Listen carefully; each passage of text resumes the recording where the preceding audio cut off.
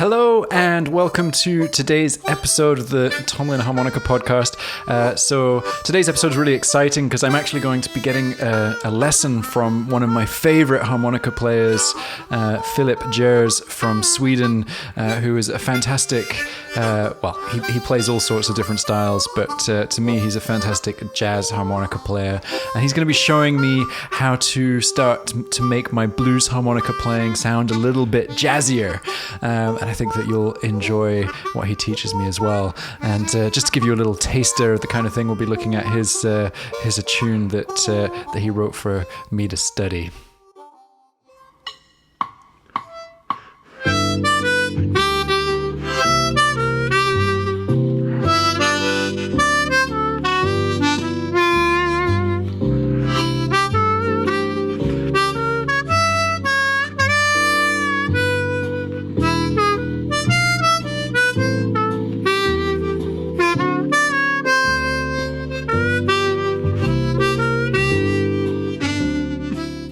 Okay, so hi Filip. I'm really excited about our lesson today. I'm also a little bit nervous because I've been watching your videos for years and years, and occasionally try and work out some stuff, but always fail. So I'm excited to kind of learn how to jazz up my blues a little bit. What are you going to do for me today? I'm gonna say some words of wisdom. Cool. And then I'm gonna give you some exercises to expand your vocabulary and your way of thinking. And then I have also written a song for you that you can practice after this lesson.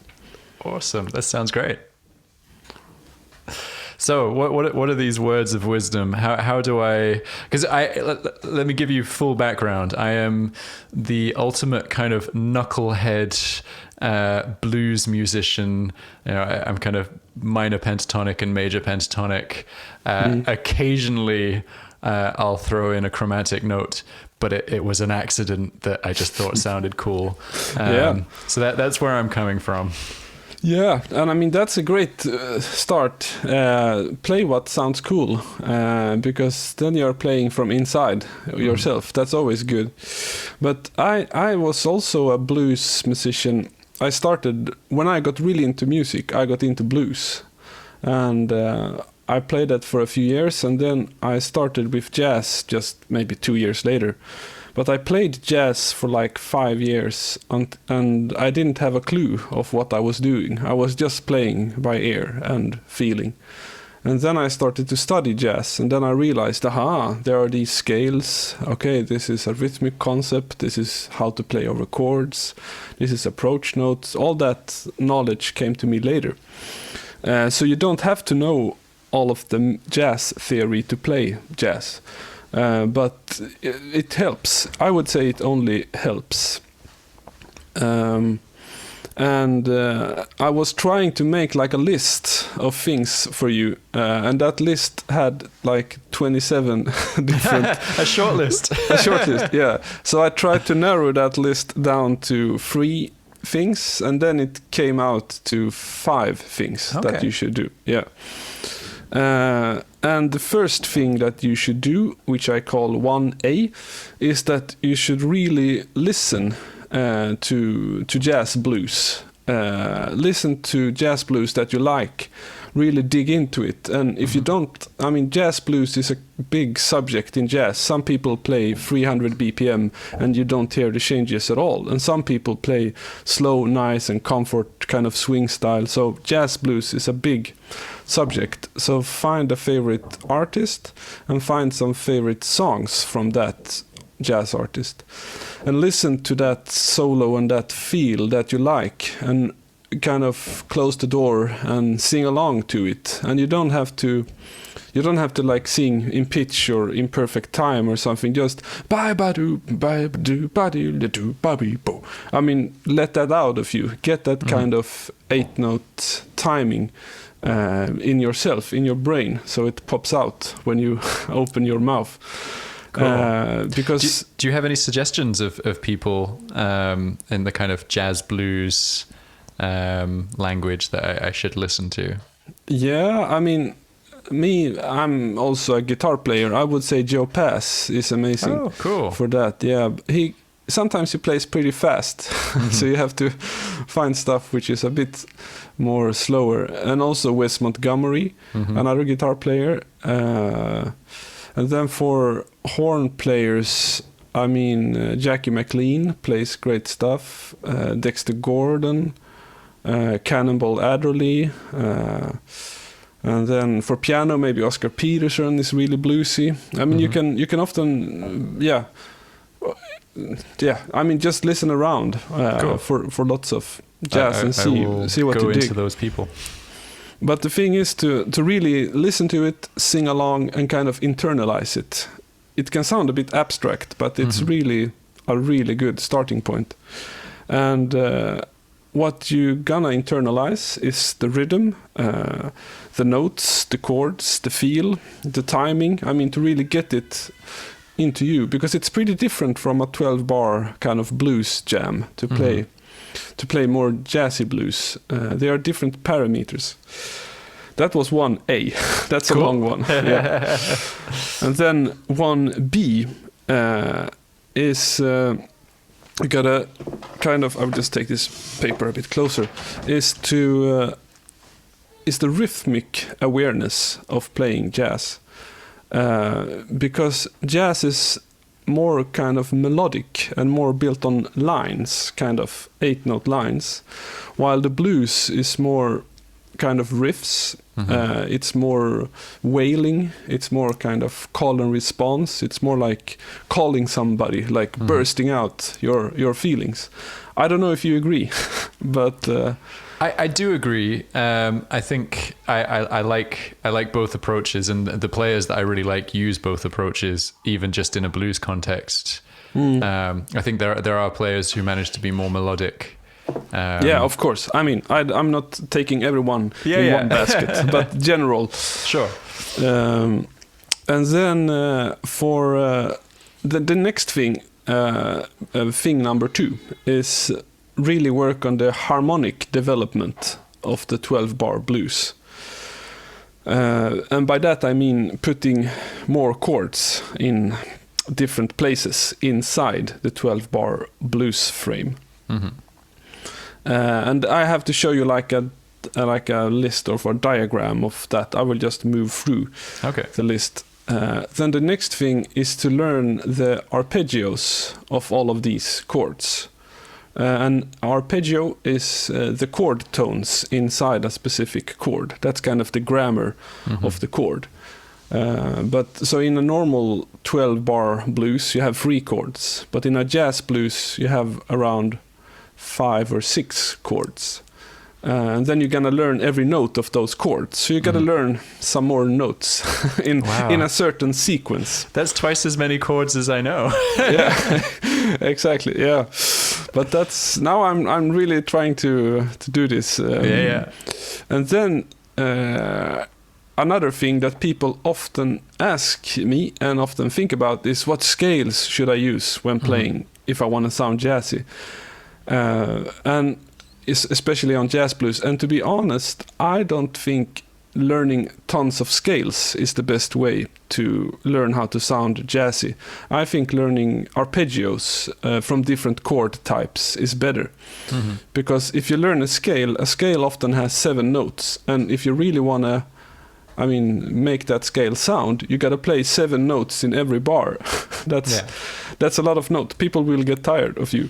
So I would not focus on scales in the beginning.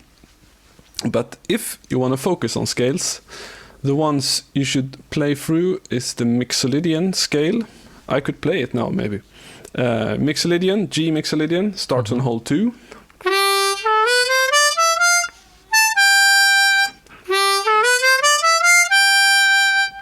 Just like that. So then can I just quickly check with you? Tell me if I'm wrong. So that's a major scale, but with a flat 7. Yeah. Cool. So it's for in second position on a C harp. It's just like inhaling, and no overblows, just bending the whole free.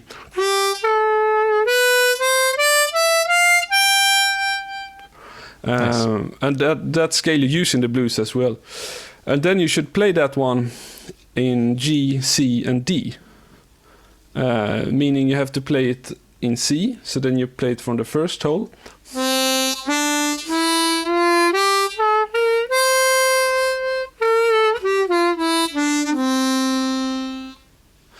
And then you should play it in D, which is third position. C is first position. Now we go to D Mixolydian, which is third position.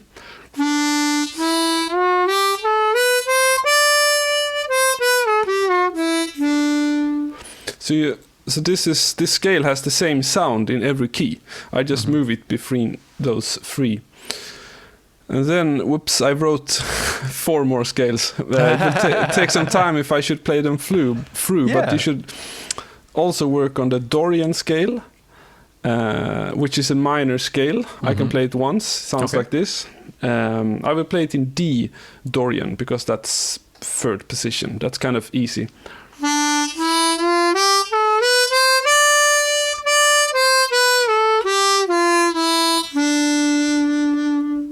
It's a nice minor scale. And then you should play the Mixolydian that I played first, but instead of playing a normal fourth, you raise the fourth. So you call it Mixolydian Sharp 11. And that one sounds jazzy. It sounds like this.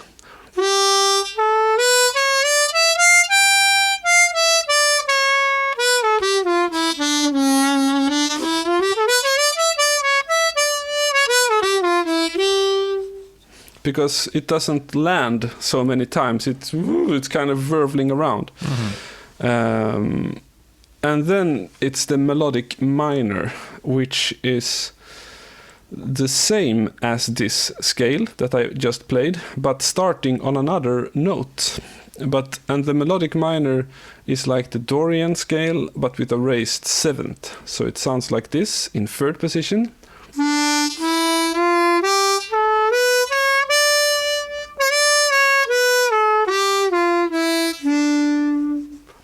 That's also a nice sound. And then major and minor pentatonic scales, the blues scales that you also... And now I gave you, it's 5 scales, and I think that is too much already. That's a lot, that's a lot. Yeah. And as I said, I mean, don't focus too much on the scales, because if you play chord tones, play the arpeggios of the chords instead, melodies will come. And then you can say, aha, this is that scale, is that note, is that, etc. So, because focusing on the scales, it's so much information. I mean, it's too much, I think, to start with. If you want to sound jazzy, it's better to stick to chord tones. And then number 5 is, this is kind of philosophical, but at the same time interesting, because you shouldn't emphasize the flat 7 so much. And the flat 7 in second position is 5-hole draw.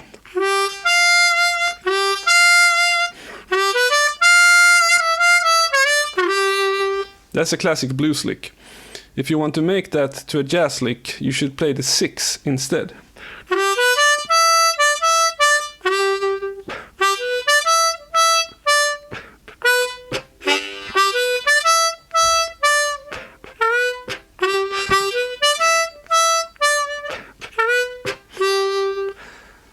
For me, that sounds a lot jazzier, and if you play the flat 7th as you would in a blues,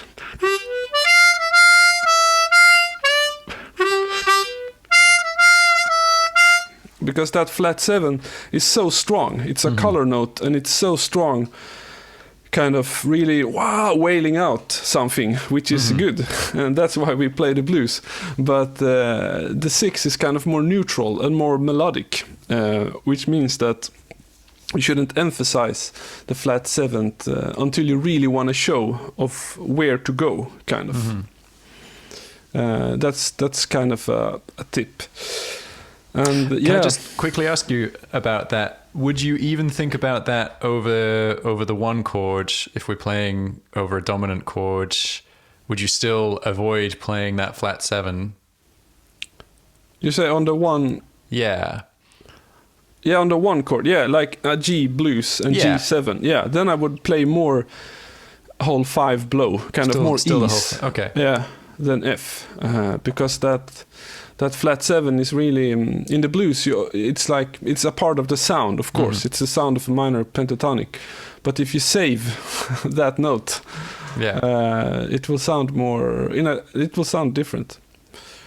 And these are 5 things to practice, and I mean, apart from those things, it is great to learn jazz blues themes that you like. I mean, melodies and stuff from other players to really.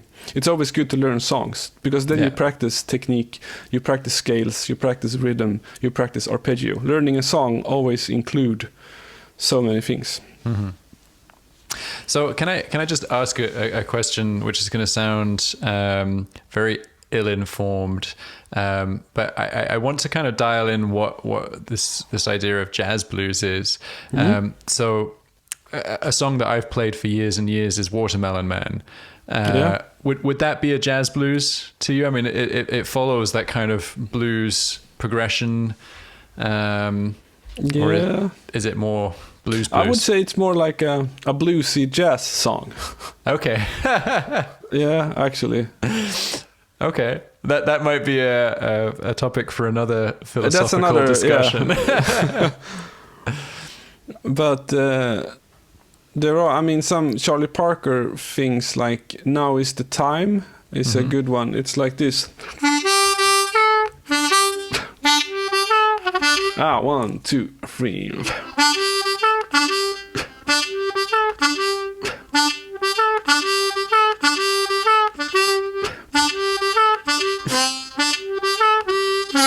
I mean, you hear that kind of rhythmic, really thing being repeated, and also "Blue Monk" is a great one by Thelonious Monk.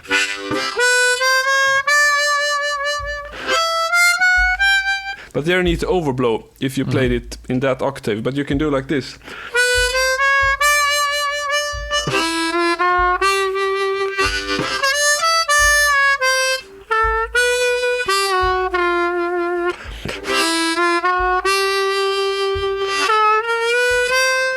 So that one really has lots of half steps here and there.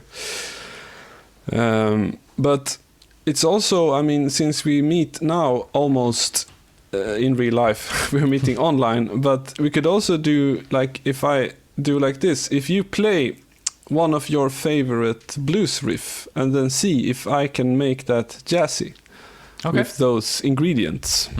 Okay.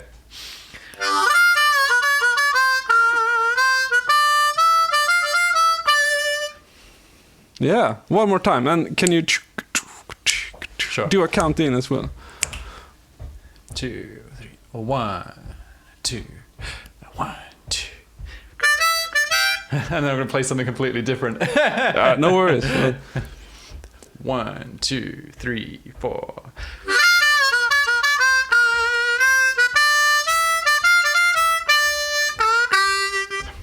Yeah, nice. That's a pretty long riff. But I can do something shorter if you want. That's my go-to. I'm nervous at a jam session. I want to play something cool. Yeah. I'll play something shorter. I'll go simpler.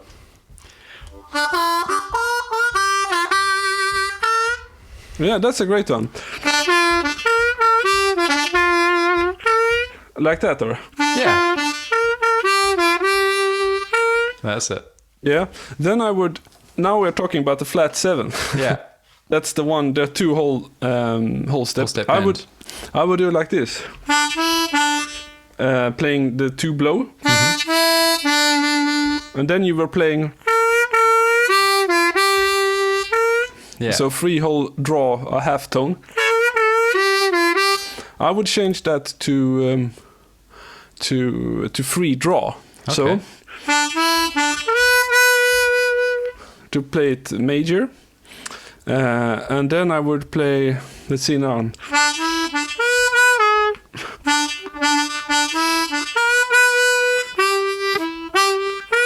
Just like that, maybe.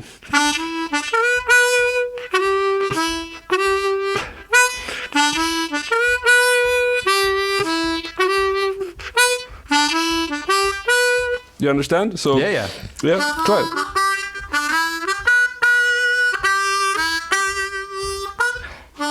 Yeah. That's more jazzy, I would say. Then to expand that, you could do.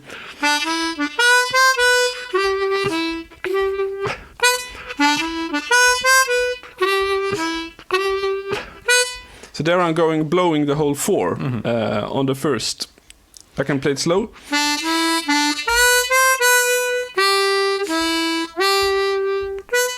You can try.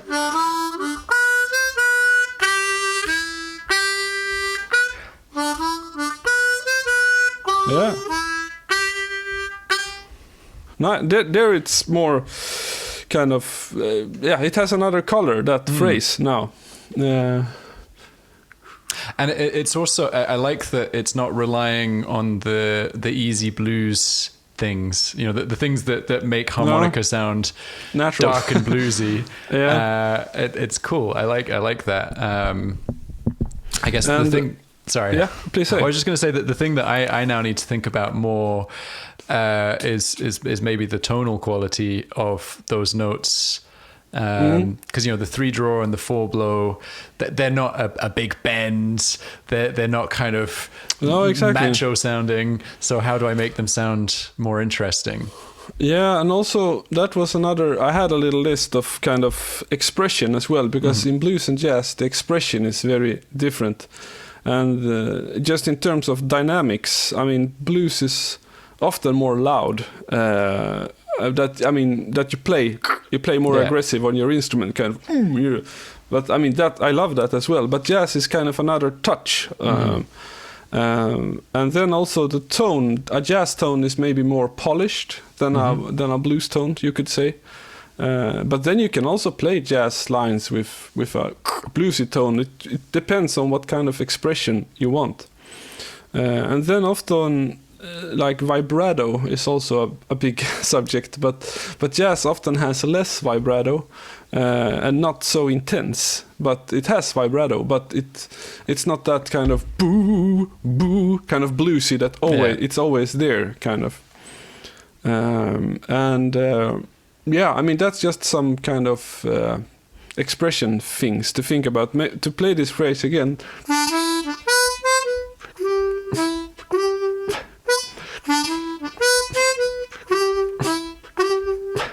Now I'm playing it soft and kind of jazzy and riffing. If I would do it more bluesy in expression ways, not tone ways, note ways, it could be.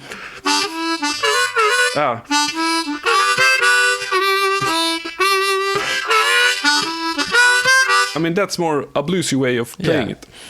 So that's also a thing to think about. That kind of lower the volume and kind of lower your output. And I had another example. If we take 3 notes, we play whole 4 draw, 4 3 2. A blues player might play like this. 1 2 3.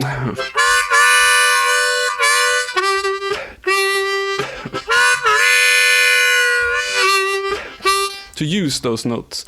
A jazz player would use those notes maybe 1 2 3.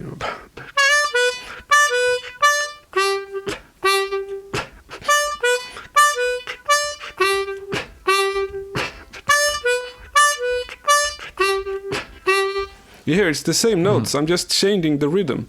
Yeah. And that's really the thing with jazz, that you're playing around with the rhythm a lot, and you can almost play any notes and really work with the rhythm. And that comes from listening to jazz and singing along and getting it inside of you. It's pretty hard to if you never have heard that kind of phrasing and then that kind of rhythm, it's really hard to do it. But for me, I've been listening to jazz for so long, for 20 years. So I hear all those beboppers in my head all the time. I can also hear when you're playing even though you're not kind of doing the blues things like the tongue slaps and stuff like that, you're still vocalizing a beat. I can still feel you kind of doing a which is kind of giving it that. I think you're doing it on the 2 and the 4. I'm not even sure if it's that conscious, but it's got a groove to it. Yeah. I mean, thank you. I think.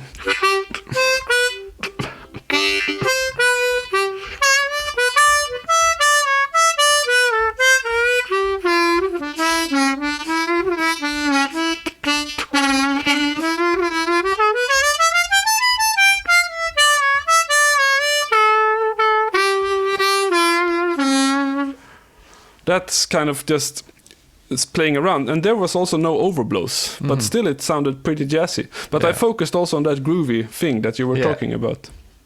I think that's well, it's going to be really important for me to work on, but it's always an important thing for everyone to work on. You know, kind of getting that groove, and the note choice is important, but the groove is maybe more important if you get that feel and that bounce. And also kind of, and that's like practice to sing.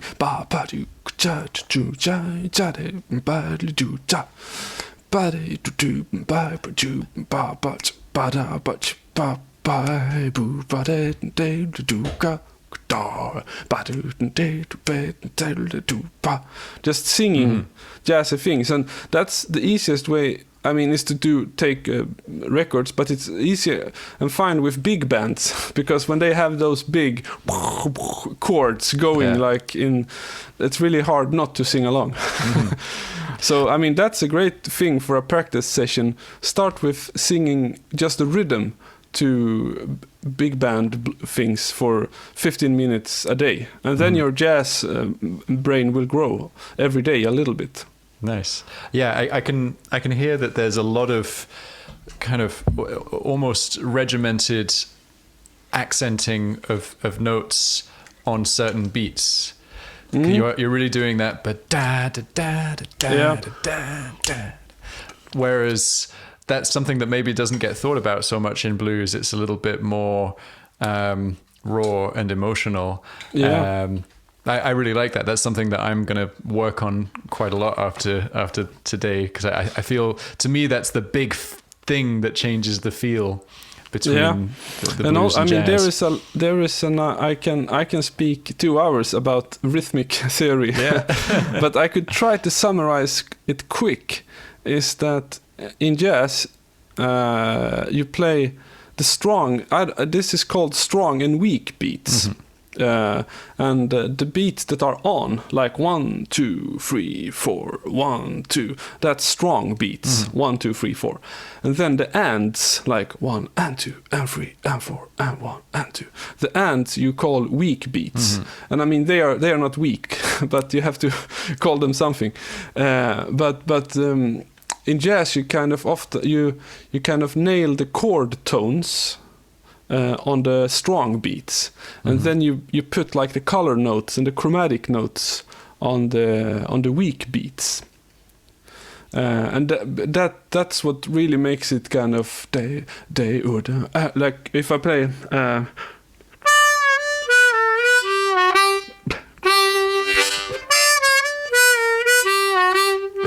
there's da.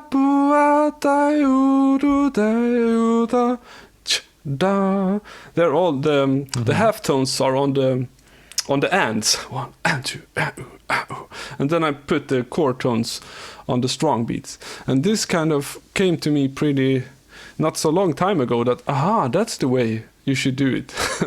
I have been doing it just by ear for so long, but now I really have understood the theory of why you do that, and kind of also learning to feel secure and to have kind of self-esteem in playing offbeat. That's also because to play 1, 2, 3, 4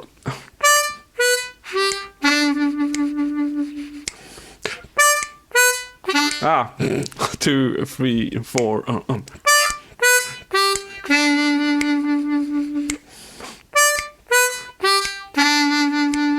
there I'm just playing 4, 3, 2, 1, but playing it off all the time, compared to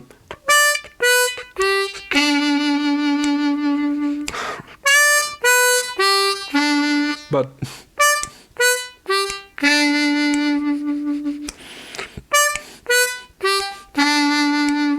so that's also a great thing to practice. So I want to ask about arpeggio practice, because this is Yes. something that, I think everyone struggles with maybe the transition from I've learned what the notes are in a chord.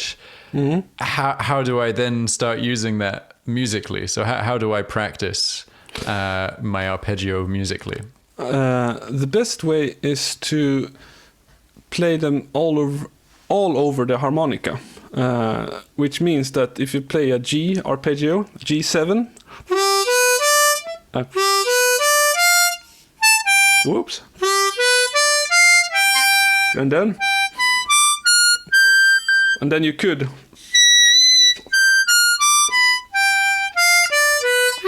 and then when you come down, so that you always go all over the harmonica. Same on if you take a D7 arpeggio. And that's now if you overblow, you do 5 overblow.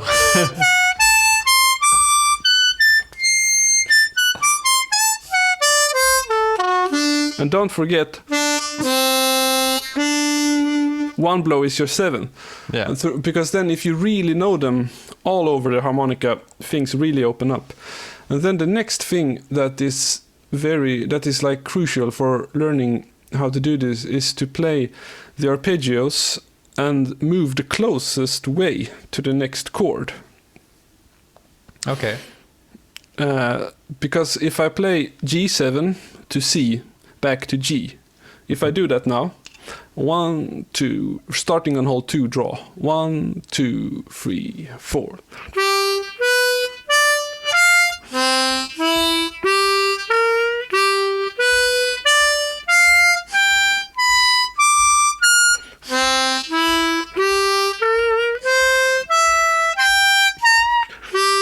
You understand? I start on the root all the time. That's step 1. And then what you really should spend time with, and just lower the tempo, because this will require some brain work, is to play the closest way.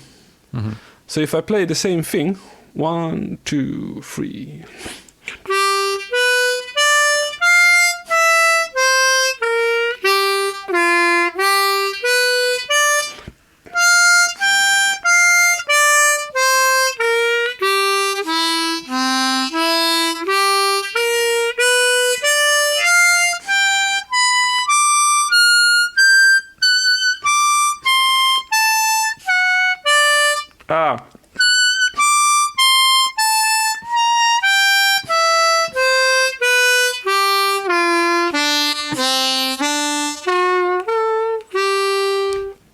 That was a whole 12-bar blues. Yeah. Just playing there, so you understand how I go. I always take the closest way, so I don't have to move to the root, because then it starts to sound like melodies. I mean, if you play,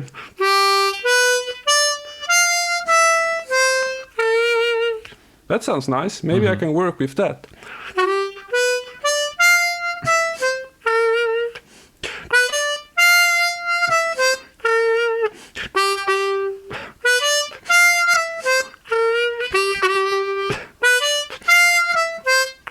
Now it sounds like a phrase. I mean, in the beginning of a solo. And that came from this exercise. And if this is hard, a good way is to do it, write it out. Either on music score or on paper. Like G, B, D, F. Closest way to C7 is either a G or an E.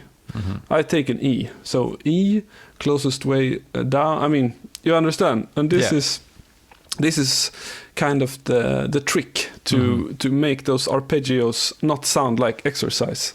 That's a really, really good tip.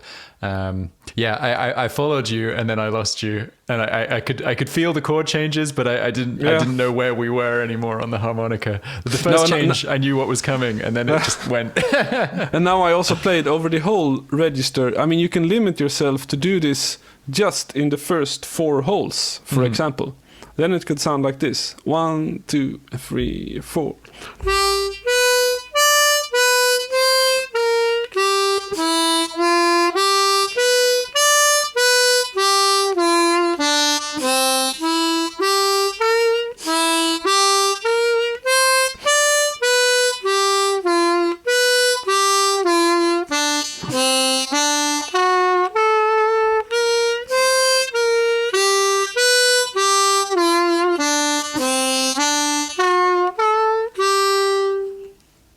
Nice. That's also a way to kind of, because if you have all holes open, it's a lot of things, many things to think about. I'll definitely be starting just with 4 holes. That's a lot of holes already. And then, if I just want to give you even more things, is to remove notes here and there, or remove beats, because then that kind of really check. Then you really check if you know it. I mean, it can sound like this: first 4 holes, 1, 2, 3, 4.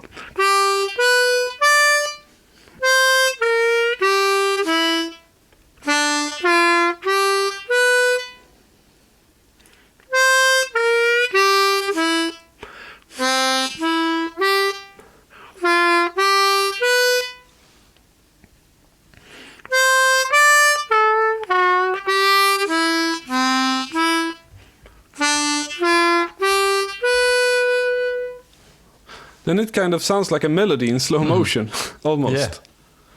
So that cool. that also, if you have trouble doing that when you're playing, just write it out, and then you just erase a few notes here and there.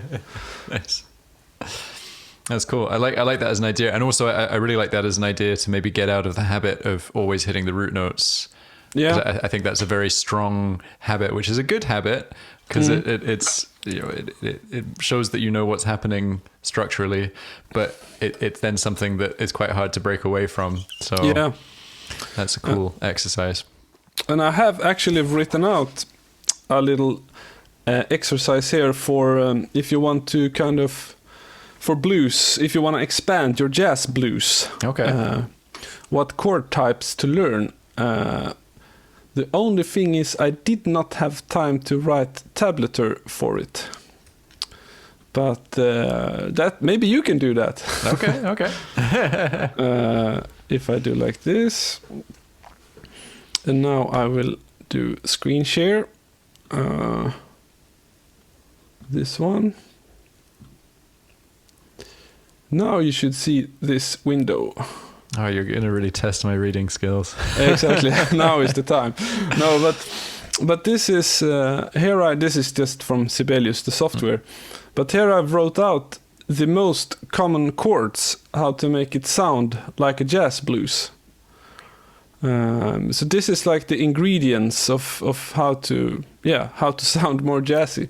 And as I said, if you really learn all of these notes, then your vocabulary will really grow.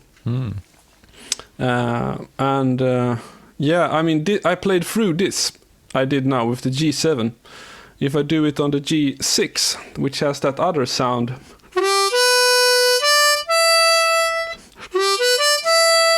totally different from,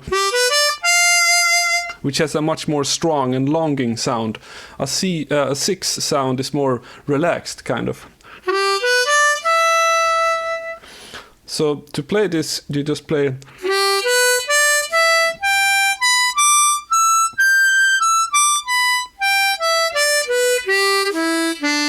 Whoops, there is a. That's G6 over the whole harmonica. Nice. And this one is G7 over the whole.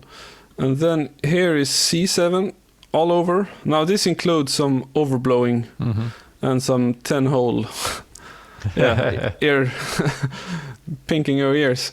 But here is C6. That's a lot more easier.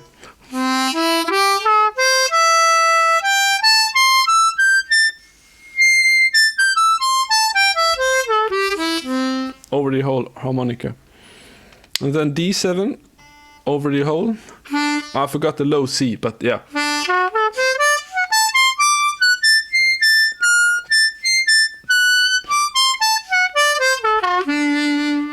And then we didn't really talk yet about the 2-5-1, which is kind of the essence of jazz. One of the essence of jazz, which is a chord progression thing. But anyway, it's the 2 chord of G major, which is A minor 7. And that one you almost often play in bar 9 when you're going back. So it's not the D7, C to G. It's almost always A minor 7, D7 to G. Okay. And so that's that arpeggio.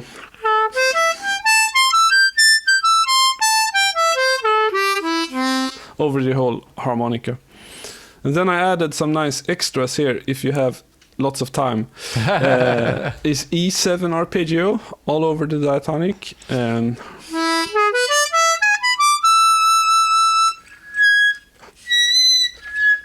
Yeah, kind of tricky 9 whole overdraw and 10 blow. 10 blow, draw, blow, bend.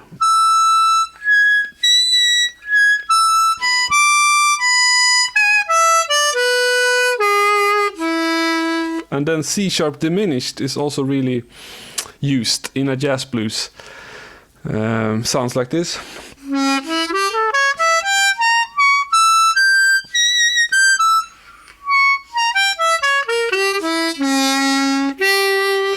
And this one is used a lot in bar 6 and in bar, here and there, mostly bar 6. And if you do all this, then you have lots of things to do. And then you have to put them in a concept, which means, how do I swap screen now? If I do like this, and then I do like this, boom. No, is it? Let's see. Yes. Now, do you see a song? Blues for Tomlin. Yeah. Here is a little song I wrote for you this morning. Thank you. And as you see, it's a 12-bar form, and it has some different chords. Many chords are the same as in a normal standard blues, but some things are happening. And this is what I called step 2 in my list in the beginning, is that you add different chords. And these melodies, they go over these chords. And learning this will just, it will improve your kind of knowledge of this as well. And you see here, my first chord is a G6. It's not a G7. I take a G6, but then I take a C7, G6, and then I play a D7 here, going back to the G7. So that's just a little extra harmonic development from a normal blues. Then we come to bar 5. Then we have the 4 chord, as always, but we have a C6 chord instead. And then it's the C sharp diminished, because in this bar 6, if you play jazz blues, it almost always happens something in this bar. Either it is a diminished chord or it's a 2-5-1 in minor. But I took this one because it's a bit easier. Then we're back on a G. That's the same as a standard blues. Then to E7, which is not standard blues, but it's a nice dominant chord leading to this. And here is what I talked about, 2-5-1. When we are in G, we have, this is the 1 chord, this is the 5 chord, this is the 2 chord. And this is a chord progression that is extremely common in jazz. You find it in not every tune, but almost every tune somewhere. And this is the kind of the final 4 bars. So if you just sit and do arpeggios over all of these chords, you will have a lot to do. And then you could try to play this melody as well. But how to move on now? Should I play arpeggios first, all over this, or should I try to play the melody? Maybe you could play the melody. That'd be really useful. Yeah. I'm kind of aware that we've been on for quite a long time, and Yes. I'm really enjoying it, but I don't want to go too deep for the first time. Yeah, I'm sorry. It's Don't be sorry. It's just so funny. It's really good. It's really good. But I will just take. I have another C harp here.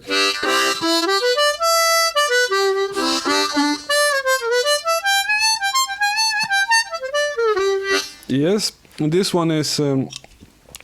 It's maybe I should play it through first without a backing track. Okay. And I can play it a bit slower.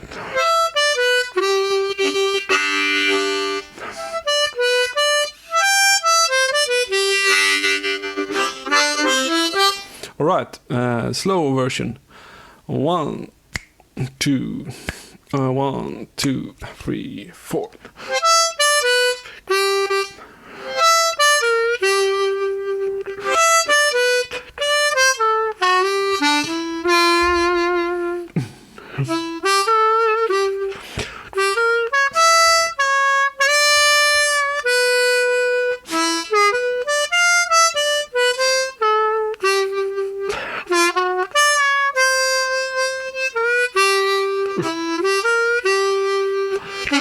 Again.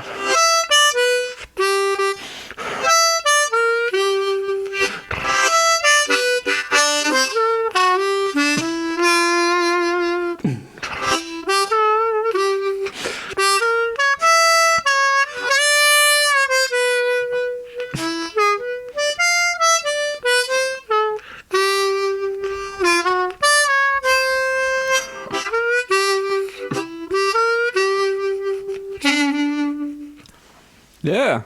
Awesome. That's killer. I love it. That's the tune. And yeah, it showcases these chords in a cool way.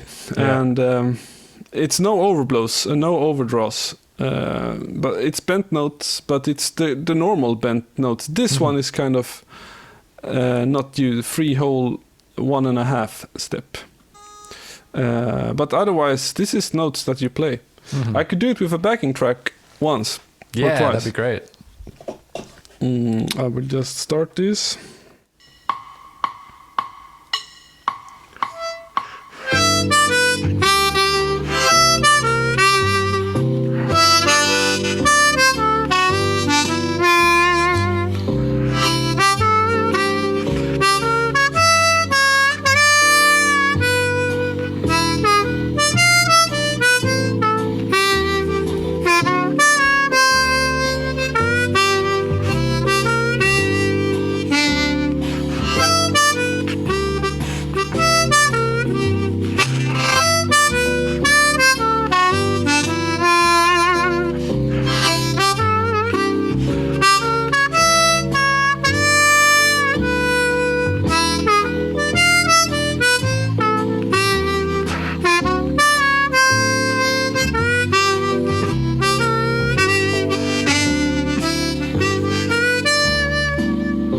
Yeah, that's it.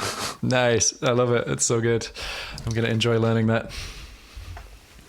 And yeah, I will. Yeah, you will get the score. And it's nice to write these small kind of studies.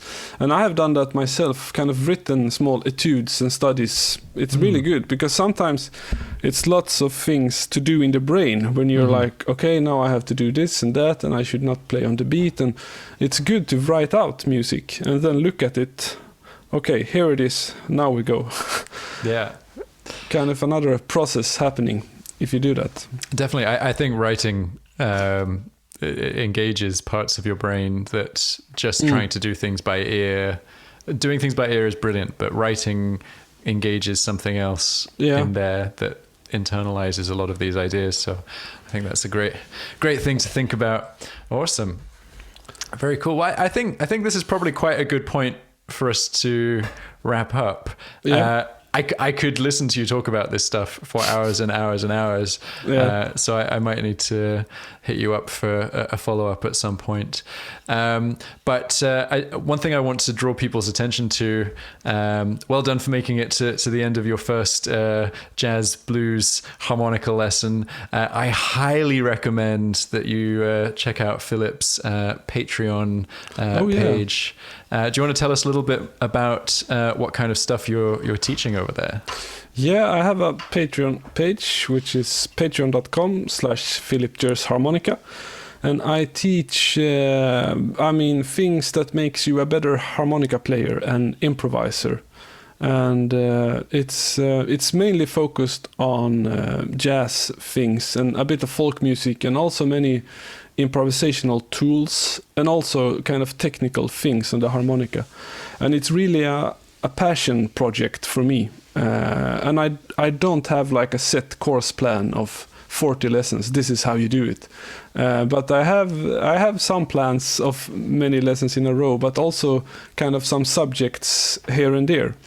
And I find that's, for me, is the best way of teaching. Mm-hmm. And it's both for chromatic and diatonic harmonica players. And there is music score and tablature for everything. Yeah, I have to say it's absolutely fantastic. I signed up to it pretty much as soon as I heard about it, and it's awesome. Lots of great exercises, and it's very digestible, because I think these topics can be quite overwhelming. They're quite big, but you're good at making it. You introduce things in a digestible way, which is brilliant. Yeah. You should be really pleased. Very cool. Well, thank you so much for this, and I'm going to do my practice, and then I'll send you an email, and we can you can hear what I've been doing, and you can judge me. I would love to hear you sing with some big band records. Yeah, well, I'm going to enjoy doing that. It's good that you say that I should focus on a kind of quieter tonality that will help practicing while my son's asleep. So that'd be good. Awesome. Well, thank you so much, and I highly recommend that everyone listening checks out Filip's Patreon page. I'll also link up some videos of you playing, because there's lots of really good stuff out there. Awesome. Well, thank you so much, and I'll catch you soon. Yeah, bye-bye. Bye. Thank you so much for listening to this episode of my Harmonica podcast. Please don't forget to subscribe and leave a review on your podcast service of choice. And if you're ready to take your harmonica playing to the next level, then you should check out my online harmonica school over at tomlinharmonicaschool.com. Happy harping!